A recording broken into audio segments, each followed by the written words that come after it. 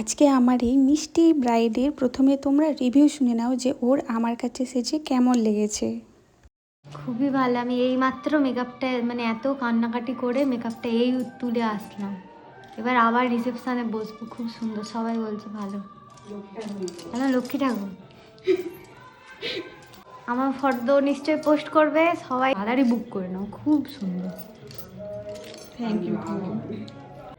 তো তোমরা শুনিয়ে নিলে যে ওর কেমন লেগেছে। এবার আর দেরি কেন, তোমরাও ঝটপট তোমাদের স্পেশাল দিনকে আরও স্পেশাল করার জন্য আমাকে বুকিং করতে পারো।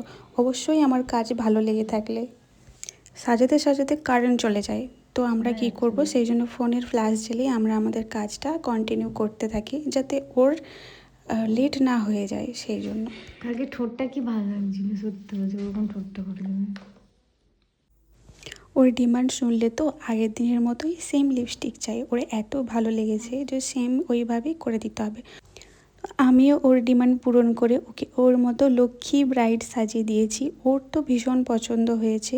এবার বলো তোমাদের কেমন লাগলো। তোমরা কিন্তু ঝটপট কমেন্ট করে জানাও যে তোমাদের এই লুকটা কেমন লাগলো।